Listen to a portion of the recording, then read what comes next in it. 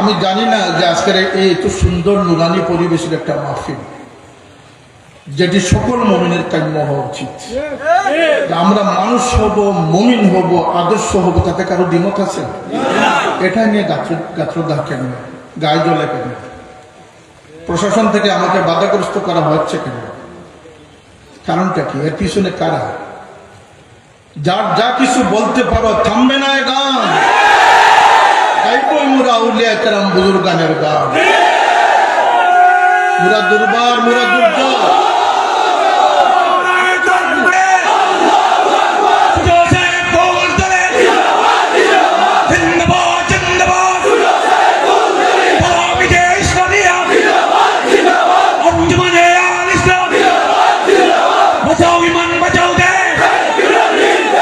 তকবীর না, এখন দেবেন না, স্লোগান অনেক করেছে।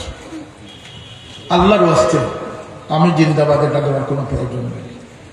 আমার মতো লক্ষ জনের প্রাণ দিয়ে ইসলাম এ পর্যন্ত এসেছে। যদি আমারও শতবার প্রাণ দিতে হয়, আমি শতবারের জন্য তবু আপনারা দিনকে অগ্রসর করবেন। পরিবার, ব্যবসা বাণিজ্য, সমাজকে সাজান। আল্লাহ নবীর উসওয়া থেকে যে আমরা প্রচুর দূরে সরে গেছি।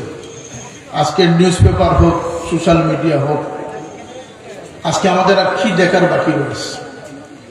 সরাসরি কোরআন মানে হাদিসকে অস্বীকার করার মতো দুঃসাহস প্রদর্শন করা হচ্ছে। কোরআনে বোল ধরার মতো দুঃসাহস করতেছে। আল্লাহ নবীর জানলাকে বুলন করার জন্য যারা প্রচেষ্টা করতেছে তাদের পিছনে উঠে পড়ে যাচ্ছে। এত কিছু দুর্ভাগ্য আমাদের আমরা দেখতেছি। মায়ের লাশ গড়ে পচে গলে শেষ হচ্ছে, কিন্তু সন্তানরা এগিয়ে আসতেছে না। এটা জেহালতের চেয়ে আরো বড় হতো। এক সময় সন্তানদেরকে জীবন্ত পতিত করা হতো, সেটা হচ্ছে গর্হিত অপরাধ। জীবন্ত মাকে দুঃখে দুঃখে মরে এবং তাকে পচে গলে নষ্ট হতে হয়েছে। কথা ঠিক না? ঠিক।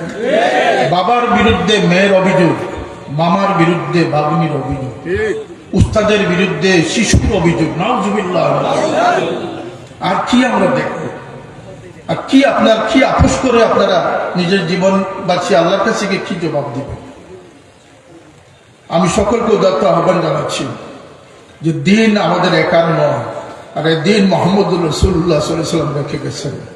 এই আমানতদারির জন্য আমি নয়, লক্ষ কোটি মানুষ প্রাণ কোরবানের জন্য প্রস্তুত। তামসা ফাইজলামি করে ইসলামকে নষ্ট করার অধিকার কাউকে দেওয়া হয়। এটা বললে আমাকে বলা হবে কোনো দলের বিরুদ্ধে। দলের বিরুদ্ধে যখন বলবো, যদি মুখ খুলে ফেলি তাহলে খোলার মতো খুলবো। কোনো বেটার বাধাকে স্বাধীনতার সাথে আমরা কথা বলি। আমরা চাই যে এখানে কোনো শান্তি বিঘ্ন যাতে না হয়।